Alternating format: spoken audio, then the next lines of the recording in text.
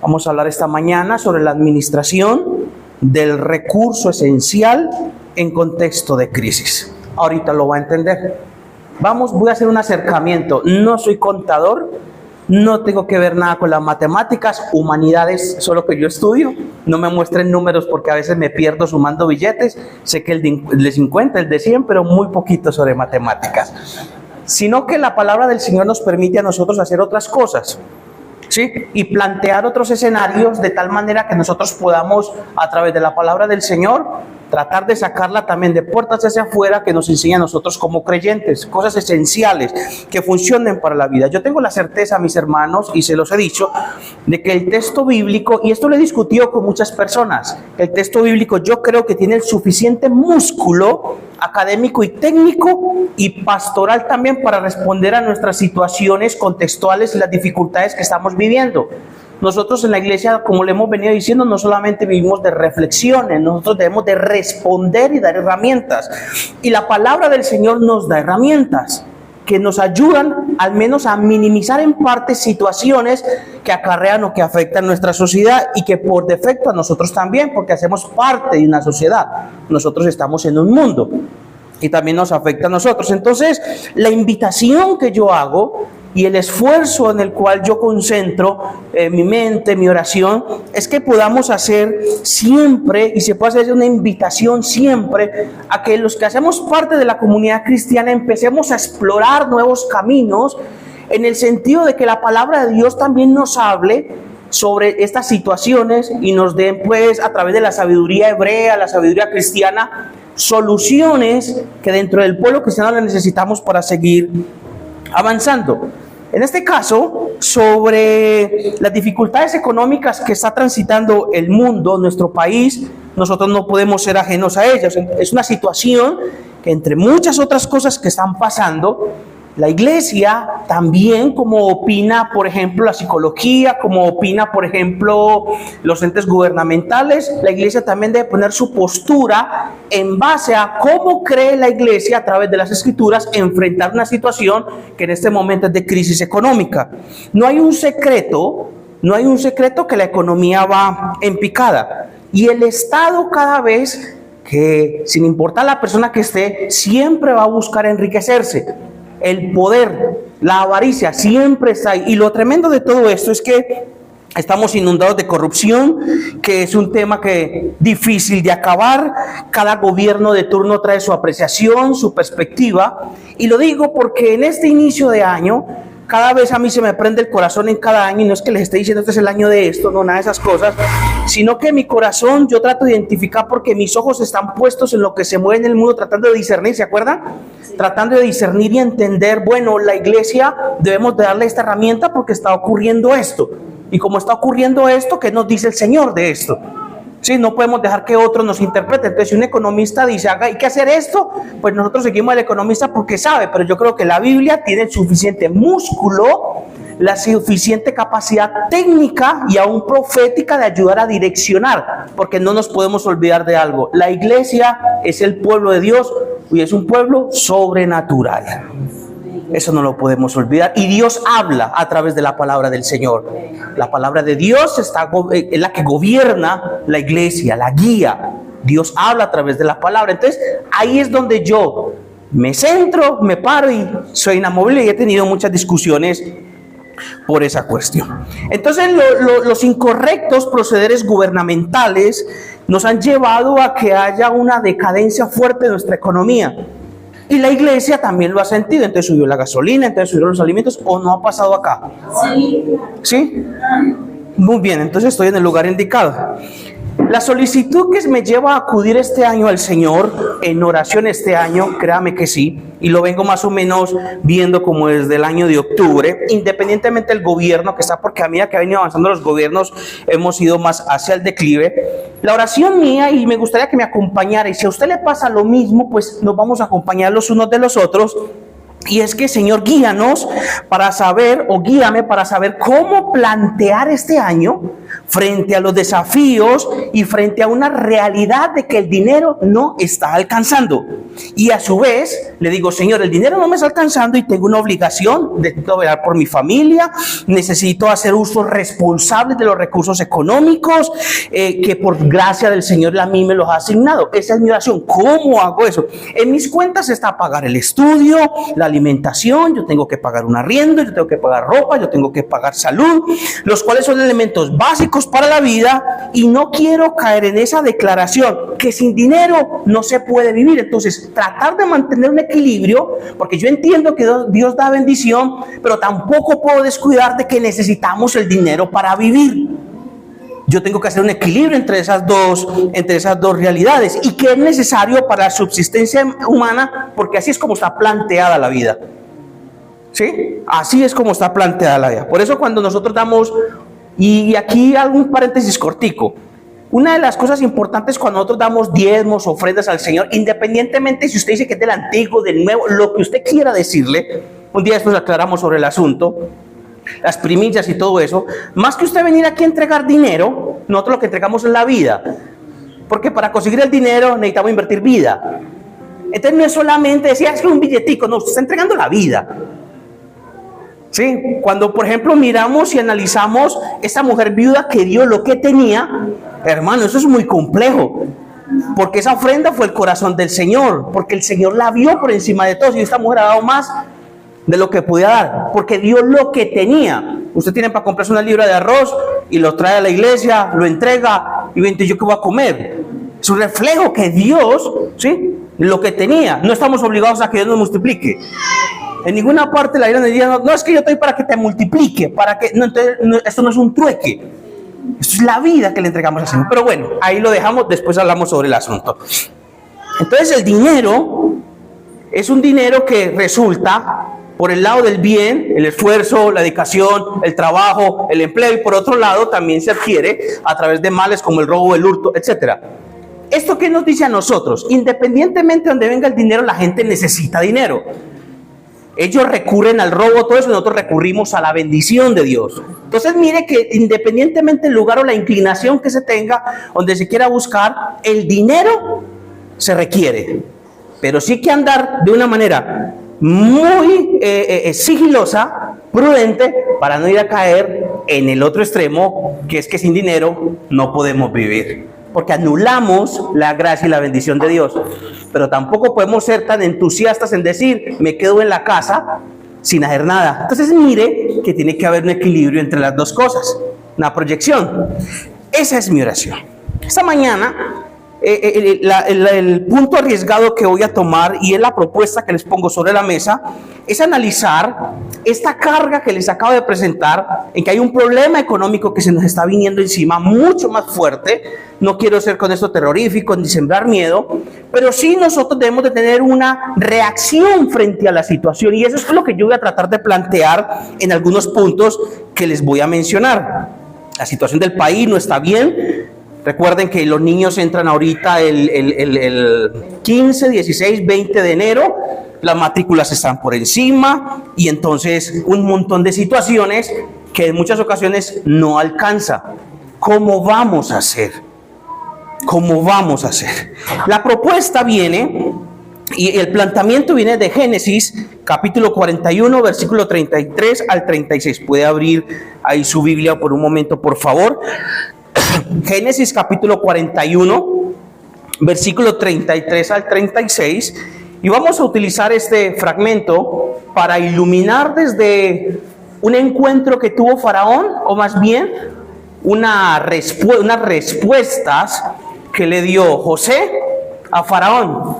Este es un texto clásico de los jóvenes, y yo creo que nos saltamos muchas veces y la sabiduría tan profunda que hay en esas respuestas.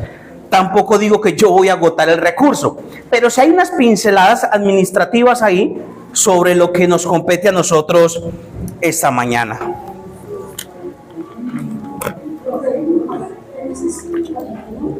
Génesis 41, versículo 33 al 36. Versículo 33, en el nombre de Jesús. Si vamos claros más o menos lo que estamos planteando. Bien. Por tanto, dice José, por tanto, provéase ahora Faraón de un varón prudente y sabio. Ya usted conoce toda la narrativa, ¿cierto que sí? ¿La han leído muchas veces? Bien, un hombre prudente, sabio, y póngalo sobre la tierra de Egipto. Ahí. Haga esto Faraón y ponga gobernadores sobre el país y quinte la tierra, o sea, recoja la tierra de Egipto en los 7 años de abundancia y junte toda la provisión de estos buenos años que vienen y recojan el trigo bajo la mano del Faraón para mantenimiento de las ciudades y guárdelo y esté aquella provisión en depósitos para el país por los 7 años de hambre que habrá en la tierra de Egipto, y el país no perecerá de hambre. La narrativa de Génesis, que fue la propuesta de Moisés, cuando el pueblo de Israel le dijo, ¿y quiénes son? ¿Y quién es el Dios que nos ha sacado de Egipto? Entonces, para él responder esa pregunta, escribe Génesis. Entonces, la narrativa de Génesis, según la propuesta y lo que da a conocer Moisés al pueblo de Israel, nos hace mostrar y nos presenta la vida de José como una película. Es más, hasta películas han sacado de la vida de José y ustedes la han visto. Hay una muy nueva, genial, muy cerca al texto bíblico. Obviamente pues es una película, pero muy cerca a muchas cuestiones, que es brasileña. ¿La han visto? ¿Sí, José? José de Egipto, así se llama. Muy bonita, porque la vida de José es toda una película. Pero cuando vos te metes sobre la vida de José, encontrás cosas muy bonitas. Entonces se plantea en el texto, cuando se presenta el personaje de José, lo que se plantea Dios es que Él utilizará a José para preservar el pueblo de Israel. Ese es el punto específico de toda la historia de José: preservar un pueblo. Y para eso José fue formado, para eso fue levantado. Y es muy interesante que aunque el punto fuerte está enfocado en eso, la vida de José y sus experiencias no dejan de dar detalles y de asombrar a los creyentes, que aunque es un texto demasiadamente antiguo, unos pasajes bastante del Antiguo Testamento muy atrás, siguen enseñándonos a nosotros, pero nosotros nos quedamos en el punto en que Dios levantó a José. ¡Ay, tan bonito! Pero nunca nos hemos preguntado sobre todo el proceso, mirando de una manera más profunda y desde otros horizontes los textos, como vamos a intentar mirarlo hasta hoy. La vida está planteada desde el capítulo 37 hasta el capítulo 50 de José. La mayor virtud de José, ¿cuál era? Confiar en su Dios. Esa era la mayor virtud de José: confiar en su Dios, quien lo protegería siempre. ¿Y sabe qué es lo más bonito de todo eso? Que a uno lo confronta bastante, es que él confiaba en un Dios que nunca se le reveló como de pronto nosotros esperamos que se nos revele a mí o a usted para nosotros poder atender un llamado. Él simplemente se dejó llevar de la voluntad de Dios hasta donde ésta lo llevara, aunque este proceso le causara dolor. Ese sufrimiento lo vivió José, ese camino lo recorrió José de una manera muy noble, sumiso al llamado y responsable ante el plan que estaba enmarcado de él, aunque él no sabía hacia dónde se dirigía. Entonces, yo le recomiendo algo: cuando usted aborde un personaje bíblico, no quiera ser como ese personaje bíblico. 2 José, no hay más. ¿Dónde está la generación de José? ¡Aló! ¡Hola! No, nosotros nunca vamos a ser ni como José, ni como Josué, ni como los Esteres. Nunca. Fueron irrepetibles. La Biblia nos llama a nosotros a ser como Jesús, quien es el perfecto de todos. A mí me parece simpático y no es malo. ¿Cuántos José vinieron? No, y vino Luis David, vino el hermano, no, dígame el nombre, es que se me olvida. Juan Carlos. Cada uno tiene una historia de vida. Ya usted ya me hizo quedar mal. Ese pedacito hay que cortarlo. ¿Ves? Cada uno tenemos nuestra historia de vida. Y si yo los paro aquí a ustedes, como nos estaban parando aquí el 31, y cada uno le quisiera dar gracias a Dios, no, aquí no terminamos. Porque cada uno tiene su historia de vida. Queremos ser o aprender cosas de los personajes bíblicos, claro. pero debemos de ser como Jesús. Cántale un aplauso bien fuerte al Señor como Jesús.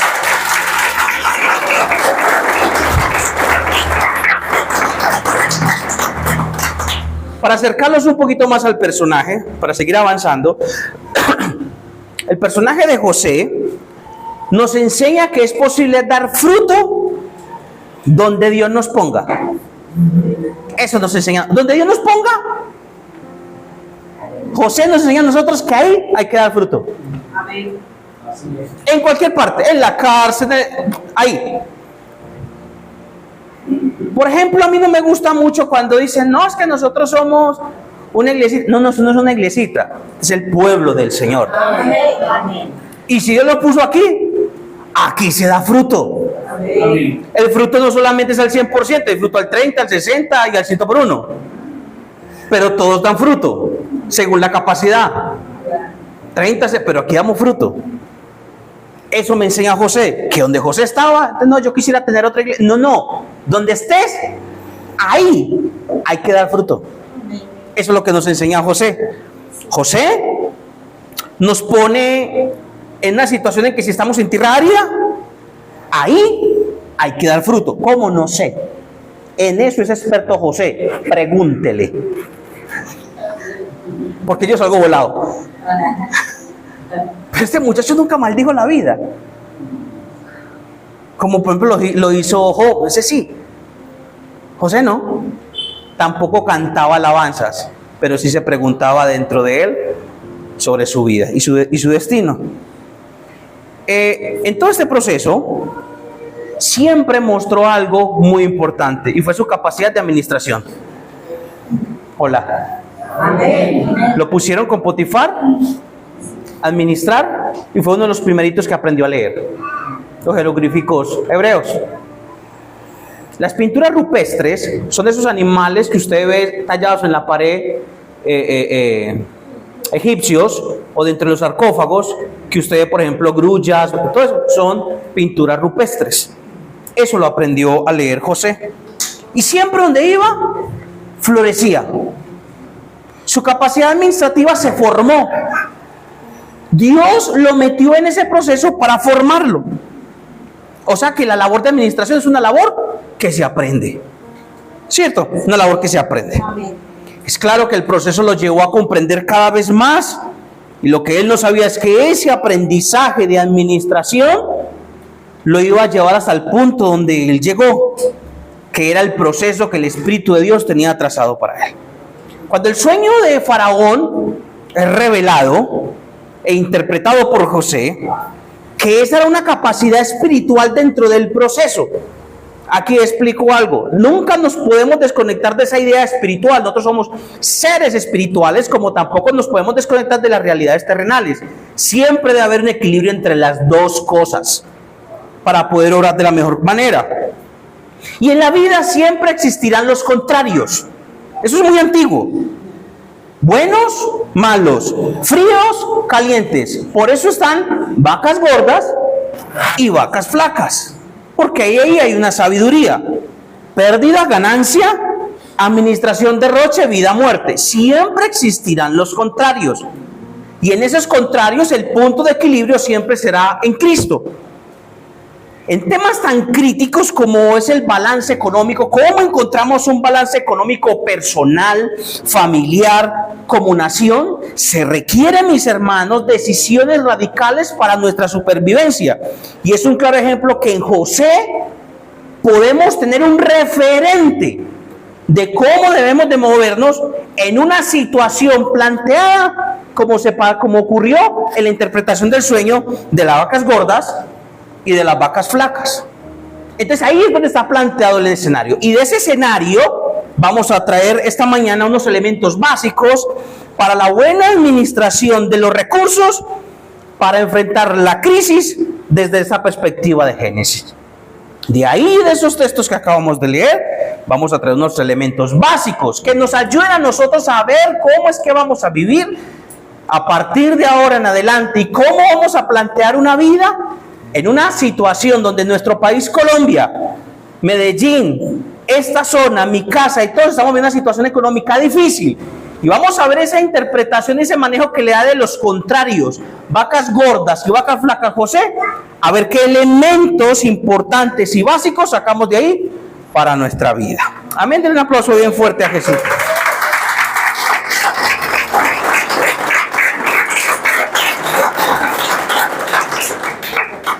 El primer elemento lo encontramos en el versículo 33 al 34, que lo que dice: provéase ahora Faraón. Ahí me pueden ayudar a proyectar si se puede. Que lo que dice: por tanto, provéase ahora ¿qué? Faraón de un varón ¿qué? Prudente y sabio. Mírenme acá. Prudente y sabio. Para que lo ponga. ¿Sí? Para que lo ponga sobre la tierra. Prudente y sabio. Esto me habla a mí que para poder darle un manejo a estas situaciones se requiere ser prudente y sabio. Esta experiencia a mí me enseña que cuando hay un panorama como el que se nos está anunciando en nuestro país, recesión económica, etcétera, según la experiencia de José y según el consejo bastante humilde, porque él nunca se puso, para José, según la formación que le dio Espíritu todos esos años, él requería y entendía que la forma de salir de esa situación es: bueno, Faraón, muy honesto él, debes de poner dentro de tu casa, para esta situación que se te planteó, un varón ¿qué? Prudente y sabio. Esa es la clave. Entonces, en este punto, prudente y sabio, se requeriría tener unas características los que van a administrar. ¿Cuáles son esas características? Fuera prudente y sabio. Ya como José, no hay más. Pero sí podemos entender lo que debe ser para nosotros en un tiempo de escasez, que se puede venir o de recesión económica o de escasez económica, de que debemos de ser personas ¿qué? Prudentes y sabias. Repítalo conmigo otra vez: prudentes y sabias, para administrar la bendición que nos va a entregar el Señor. Una persona prudente, ahí se lo tengo presentado en la pantalla. Una persona prudente es alguien que se da cuenta, que escucha, que aprende. Mire que una cosa es aprender y otra cosa es aprender. Sí, muy distinto. La persona que aprende, con H, es una persona que capta por medio de los sentidos lo que ve, lo que oye y lo que se habla. Una persona con esa capacidad, o una persona prudente, presta atención a lo que se está hablando, observa lo que se está moviendo y está muy conectado con lo que está hablando. Por eso José, cuando habla con el faraón, le dice: cuéntame el sueño, y empezó a revelarle el sueño, porque Faraón no quería contar el sueño. Entonces, si Dios te lo mostró, dígame qué fue lo que contó. Entonces, José abre el oído a Dios y Dios le muestra lo que ocurre. Entonces, una persona prudente es una habilidad que se desarrolla, es un conocimiento especializado que es efectivamente implementado para recibir información a través de la entrada del ojo. O sea que una persona prudente tiene sus ojos abiertos ante la situación. ¿Ok? Eso era lo que estaba diciendo José a Faraón. Necesitamos una persona prudente, o sea, que sus ojos, que lo que ve en sus ojos, él pueda manejarlo, él lo sepa entender. También una persona prudente es aquella que es capaz de relacionar la información. Una persona prudente es una persona que piensa. Hola. Amén. Piensa. La persona prudente piensa. Se detiene. Como en neutro, en carro o en moto. Neutro. ¿Para dónde voy? Piensa. Y más en las situaciones que estamos planteando. Y cuando piensa, según lo que dice el texto bíblico, que las partículas que están ahí en el hebreo, que es bin, esa primera que está ahí abajito con dos punticos, eso es una bet. Ese puntico de la mitad eso significa que es una vega kepad. Significa que eso es una V mayúscula y es el inicio de una palabra. Esa comita que está arriba con el punto abajo es una I larga, es una yin, y esa que está ahí como un palito, como una nota musical, es una nun final. Ahí dice bin. ¿Sí? Ahí dice bin. Entonces, esa partícula le está diciendo al final de que una persona prudente procesa la información que se le da o la que tiene y responde de manera apropiada. Entonces, el ejercicio que se está haciendo acá es que José le está diciendo, para poner a una persona a administrar en crisis, no puede ser cualquier persona, pero tampoco podemos decir de que no lo podemos tener nosotros, porque si nosotros somos prudentes y somos llamados por el Señor, pues estas categorías que yo les acabo de decir hacen parte de lo que hablamos hace estos días del discernimiento, que también es una persona que dice, es una persona prudente, una persona que se detiene. Entonces el llamado en esta primera parte que estamos haciendo, que es muy importante formarnos en la administración, es porque necesitamos que cuando miremos nuestra casa, detenernos, y ese es el trabajo que vamos a intentar hacer hoy, hacernos detener a todos, porque a mí también Dios me va a hablar aquí muy fuerte de cómo estamos planteando la situación económica de nuestra casa, que este es el caso, y la tarea es que el Espíritu de Dios hoy nos enseñe de cómo la vamos a administrar en este tiempo de escasez. Pero para eso necesitamos que detenernos y analizar cómo lo estamos planteando de la manera más cuerda, para hacerlo de la manera más apropiada en una situación de crisis. Y el primer lance que le hago es que ojalá que aquí no aprendamos nosotros a no tomar decisiones como paisas, sino como hijos de Dios. Ahorita aclaramos esa expresión de paisas. Lo segundo, le dice prudente y sabio. Lo segundo, la persona sabia es una persona aprendida que estudia. Estudiar no es meterse solamente a un seminario.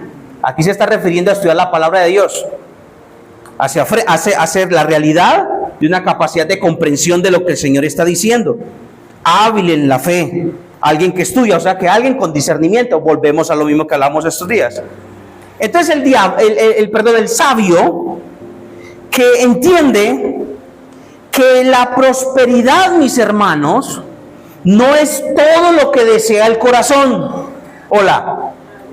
El sabio entiende de que la prosperidad no es todo o tener todo lo que desea el corazón. El sabio tiene claro que la gran riqueza, la gran virtud del ser humano, como decían aún los antiguos y padres de la iglesia, en la antigüedad, que la verdadera riqueza es a tener a Jesús en tu corazón. Amén. La mayor riqueza era tener a Dios dentro de nosotros, y con esa nos tenemos que quedar. Ya lo otro sería añadidura. Entonces una persona sabia, una persona prudente, nos obliga a nosotros, bajo la expresión que nos entrega José para administrar los tiempos de dificultad, es que nos obliga a detenernos. Nos obliga que para plantear la situación necesitamos parar y analizar cómo estamos ejecutando administrativamente nuestra vida, nuestra casa, nuestra familia y aún la misma iglesia. Porque cuando los tiempos están difíciles, más que aparecerse una cantidad de profetas a decirnos un montón de cosas, lo que nos plantea las escrituras es a detenernos, a meter neutro y a analizar como personas que tenemos a Cristo de cómo vamos a encarar una situación como la que puede estarse desencadenando. ¿Cuántos me siguen hasta ahí? ¿Estamos bien? ¿Están aprendiendo algo? Bien, seguimos. Dentro de esta idea, de esa formación en administración, es importante construir, según lo que nos dice la palabra del Señor, una cultura sobria sobre los activos, que es lo que entra, y los pasivos, que es lo que sale. Dentro de la economía familiar, dentro de la familia, dentro de la iglesia y dentro de nuestra propia vida. ¿Por qué se los digo? Porque José trabajaría con lo que van a recoger en los 7 años de abundancia, pero con esa plata también, o con ese dinero, con esa recolección de trigo, también vivirían los 7 años Entonces realmente no iba a vivir 7 años con la misma provisión, iba a vivir 14. ¿Cómo la ven? 14 años con la misma provisión. O sea que la bendición de Dios sí le llegó, pero no era para que se la gastara en una sentada. Por eso yo les digo que tenemos de pasar de la cultura paisa a la cultura del Hijo de Dios. Si tú sumas en el año cuánto te ha dado Dios, no me vengas a decir, ay, es que no tengo. No, ahorita revisamos unas cuestiones. ¿Cómo la ve? Hay que gastar como hijos de Dios. Mis activos, mis pasivos. Bien. Estamos obligados a sacar un presupuesto. ¿Le han hablado de eso? Uy, hermano, yo saco presupuesto y a veces no sé ni cómo hago. Sacar presupuestos no es perder la fe, es ser responsable con la bendición. Por eso dije al principio, les voy a ayudar, mis hermanos, a través de lo que entiende la palabra de Dios, a sacar unos principios o unas ideas a través de la perspectiva de José. Porque José le está diciendo a Faraón que para ese tiempo de escasez necesita sacar un presupuesto. Necesita organizarlo, un presupuesto. Entonces en ese presupuesto hay que poner que tengo deudas, que hay que darle comida a Faraón, derrochón como él solo. ¿Cómo hago yo para detener a Faraón que no se comía un pedacito de carne chiquitico con un pedacito de arepa, sino que el man le servían todo un banquete donde habían uvas, que eso no daba en los desiertos y le tocaba ir a exportarlas quién sabe de a dónde? Le gustaban los frutos, le gustaban los peces, le gustaba esto, le gustaba lo otro, y el man cuando amanecía de mala gana, todo eso se iba para los desechos, para los cocodrilos en el Nilo. Eso en tiempos para lo que se venía, según lo que estaba diciendo José, a los cocodrilos hay que ponerlos a comer otra cosa, porque esta comida hay que empezar a ahorrar. ¿Le gustó el faraón? No, pues que yo siempre como, yo soy el faraón. Sí, hermano, pero nos va a tocar amarrarnos. Eso es lo que le estaba diciendo. Si queremos sobrevivir, esa bendición que Dios por gracia te dio a ti, faraón, ese sueño que te dio, si usted quiere seguir gobernando, no le va a tocar no comerse 10 uvas, sino que le va a tocar comerse 5, hermano. Y las otras para la tardecita. Administrar, presupuesto. ¿Qué vas a hacer con lo que Dios te está dando? No me venga a decir, no, Señor, es que yo te mostré un sueño. Gordas, flacas. Te comiste metafóricamente las vacas gordas. No me vengas a decir de que no te he bendecido. Hay que administrar. Este año y los próximos que vienen, cada vez más, van a ser difíciles. Pilas con las vacas gordas. Denle un aplauso bien fuerte al Señor.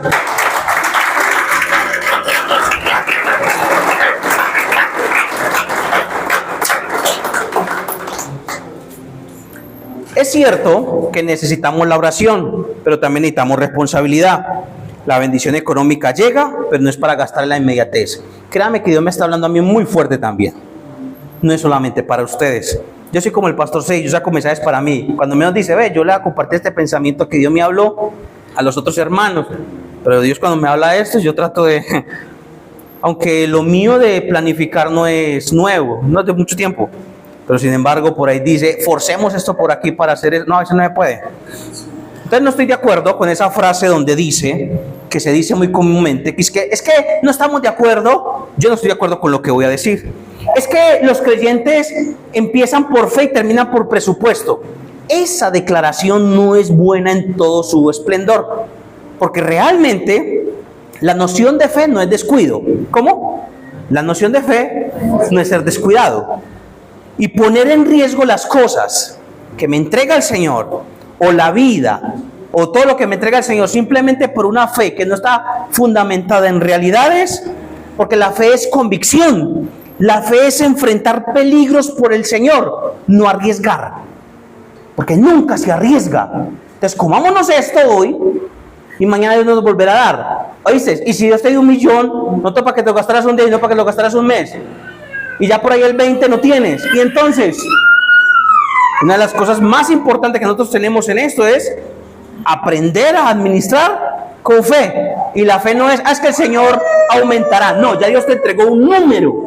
ese número hay que trabajarlo de la manera más correcta. ¿Amén? Ok, sigo avanzando. 7 años de abundancia, 7 vacas gordas, 7 vacas flacas. Entonces no nos podemos nosotros, según lo que nos enseña aquí la palabra del Señor, perdónenme la expresión, alargarnos en algo que no se puede.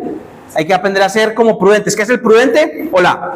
¿Qué es el prudente? Se detiene, piensa, analiza y actúa.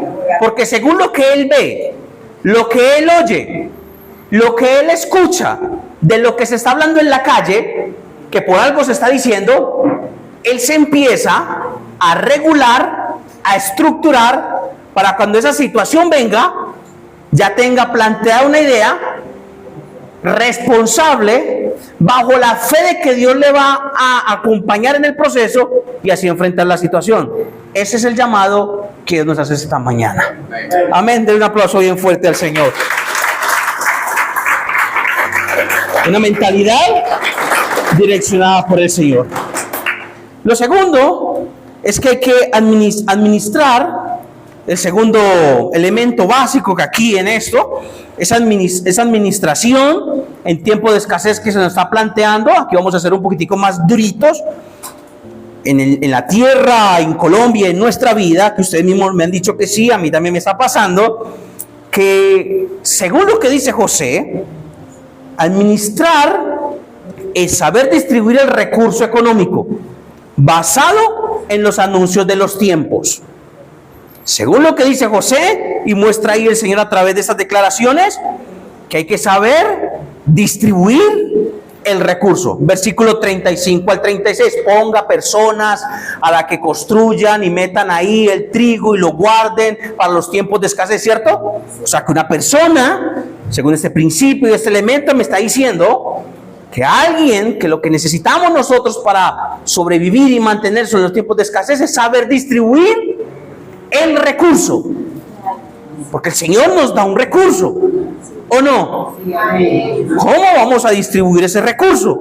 Y según esa cuestión, sí o sí, cuando el prudente escucha lo que se habla, cuando el prudente ve lo que está ocurriendo, pone en marcha algo que se llama plan de acción. ¿Qué hizo José? Le dijo a Faraón, ponga necesitamos un plan de acción. Hermano, ¿qué está haciendo usted? Orando. Amén. Estamos de acuerdo. ¿Y qué más? No, a ver si me llega, por ejemplo, los cuervos de Elías y me traen la cara. No, eso puede pasar, no lo niego. Pero lo que hace un prudente, un sabio, es poner en marcha un plan de acción. ¿Cómo vamos a enfrentar la situación? Poner en marcha un plan de acción. Orar, sí. Pero hay que ser también coherentes. La fe que dijimos, que la fe que era, que la fe no era descuido. La fe no es descuido. La fe no es descuido, la fe es responsable. No debemos de vivir como paisas. Transformar la cultura del consumismo. Usted se imagina cuánto se necesitó trabajarle la mentalidad a Faraón y los del palacio, con ese derroche que tenían los reyes, emperador de esa zona, líder primero, en ese momento era una potencia, un imperio, controlarle sus exageraciones, sus bacanales, todo lo que ellos hacían. Ese era el gran desafío. Al pueblo se regula más fácil. ¿Quién regula a los gobernantes? Es muy complicado regularlos. Entonces, transformar esa cultura de consumismo. La cultura paisa vea, con lo que voy a decir, yo no soy tacaño, créame que no. No quiero hacer aquí el papel del malo, yo ya nací de nuevo. Si en algo aquí no le doy al blanco, tranquilo, soy humano y me equivoco. Pero creo que por aquí hay fugas de dinero y hay que tratar de organizar, porque hay cosas que hay que hacer. Mire, nuestra cultura paisa, ¿ustedes saben por qué existe la bandeja paisa? Yo me quedé asombrado. ¿Se la saben la historia de la bandeja paisa? ¿No? ¿No se la he contado? Menos mal. La bandeja paisa de la cultura antioqueña, muchos pelean que porque es de Venezuela, no, de eso no por allá. Si quiere pelear por la arepa, no, la bandeja paisa es antioqueña. Antioqueño que se respete en los montes, se iba con una mula cargada con madera, el trecho era largo, entonces le echaban su arroz, le echaban sus frijoles, le echaban su chicharrón, su pedazo de chorizo, el huevo, ya lo dije, bueno, su arepa, y por debajo mazamorra, lo clásico. Y nosotros metimos eso en los restaurantes, entonces vamos a comer una bandeja paisa. ¿Malo? No, no es malo. Pero en un tiempo de recesión, hermano, no se puede la bandeja paisa. Porque si te comes el chicharrón del almuerzo, y te comes el chorizo, te comes el huevo, y te comes la arepa, te comes la carne molida, te comes el pedazo de tajada, después a las 4 de la tarde, cuando ya el estómago y el vientre empieza a decir cosas por allá, no vayas a hacer una oración a decirle al Señor que te provea para por la tarde. Entonces el Señor te mira y te dice, ¿oíste? Pero es que el almuerzo, las vacas gordas, y ahorita que me hice entender, de las vacas flacas, y entonces ¿cómo vas a manejar? En mi casa me tocó empezar a ser estricto con eso. En mi casa, pues, yo también me comí. Por eso le digo, no es malo, ¿estamos de acuerdo en eso? No es malo, mis hermanos. Sino que José, a través de los principios, el Señor nos manda a decir, oiga, venga, no, sí, ya, yo le doy bendición. No me venga a decir de que por la noche tenías chorizo para por la noche, tenías el huevito para el desayuno. Hay momentos en que Dios te va a dar todo eso y te lo comes. Claro, es que cuando quieras se lo come, pero hay momentos como los que yo vengo sintiendo en mi intuición que no me puedo comer al almuerzo el chorizo, el huevo, la carne molida, la arepa, porque yo tengo unos hijos que alimentar, yo tengo unos estudios que pagar, yo tengo que ayudar allí, yo tengo que ayudar allá, los servicios públicos, el internet, todo es necesario. Entonces, cuando hay estas situaciones, yo llamo a mi esposa, llamo a mis hijos y les digo, estamos viviendo esta situación, este mes no hay zapatos, este mes no hay estas comidas, este mes no hay esta salida, vamos a comer, y me toca ser rígido para la supervivencia de mis hijos, para orar con una fe responsable, porque me paro, escucho, veo todo lo que se dice y ciertamente ocurre. El carro no lo puedo sacar muy seguido, tanqueaba con 80,000 pesos, estoy sacando con 160, entonces única y exclusivamente a lo necesario, a lo importante, y para mí lo más importante es venir a la iglesia. Entonces yo no puedo salir a botar gasolina cuando está tan cara. Me tenían los servicios públicos levantados y dije, no, de ahora en adelante, mi esposa se ingenió algo allá, Dios le iluminó, no sé cómo hizo. Yo estaba pagando casi 200,000 pesos de agua y yo me voy a quebrar. Me estoy quebrando. Entonces conseguí unas canecas, rehusaba el agua, una para... No, pero es que pastor, hermano, a mí tenía un proceso de escasez y yo cuando leí esto, dije, no, 3 meses atrás, dije, no, pongámonos las pilas. Ella dijo, yo quiero estudiar, yo digo, ¿qué le voy a pagar? Yo pagué la punta de servicios públicos, ayúdenme a bajar los servicios, que yo eso lo tengo en el presupuesto, entonces ahí saco la plata y de ahí está saliendo. O sea, yo tengo que andar muy medido, yo no puedo darme esos lujos. Codo no soy. No me puedo comprar zapatos, mis hermanos, de 400,000 pesos. No me da. No me da. Y a mí me dicen, ¿y usted no? Es que usted cree que para mí era determinante unos zapatos de 400, no. Yo me pongo unos Converse que por ahí el hermano ha visto, unos Croydon de 90, y yo como voy para la universidad, yo cuando venía a la iglesia, nada. Pues a mí no, para mí hay cosas más determinantes. Porque tampoco quiero caer en el afán y la ansiedad de tener cosas, porque eso es pecado. Dios sabe lo que tengo necesidad, pero también tengo que orar con responsabilidad. Esa es mi casa. Yo les dije que estaba orando al Señor. No quiero dar a entender de que estos son principios rígidos para usted. Yo estoy planteando un escenario. Y esto aplica para la ropa, esto aplica para los zapatos, esto aplica para las salidas. Un centro comercial con mis hijos se van 150,000 pesos. Y yo dije, oíste, ya no me está dando. No me da. No me da. Entonces trato de ahorrar unos centavitos y por ahí después me los llevo. Créame que la cuestión con la deuda, nosotros tenemos un problema muy grande. Nosotros como creyentes hemos sido muy buenos en atacar la deuda. Pero la deuda también responde no siempre a un mal corazón, La deuda responde motivado por las situaciones de gobierno y por los sistemas. Entonces nosotros acusamos mucho y señalamos mucho el tema de la deuda, pero son pocos los caminos que presentamos como iglesia para ayudarnos a nosotros a controlar esa situación.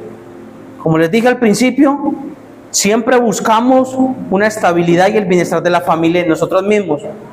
Hay que gastar, sí, pero la idea es con responsabilidad. ¿Están de acuerdo conmigo? Amén. ¿Sí? ¿Estamos de acuerdo? Amén. Con la responsabilidad. Voy finalizando aquí. Préstenme una atención aquí, 2 minuticos más y termino. Yo siempre digo que eso se me va muy rápido. Qué pena con ustedes. No debemos nosotros como creyentes entender de que el dinero no lo necesitamos. Si el dinero lo necesitamos para vivir. Y aunque es cierto que no podemos caer en el lazo del afán y la ansiedad, o caer en la avaricia de tenerlo como un Dios, el dinero, porque las raíces de todos los males es el amor al dinero, pero ciertamente lo necesitamos para comer, lo necesitamos para vestir. Lo bueno es que Dios sabe de lo que nosotros tenemos necesidad.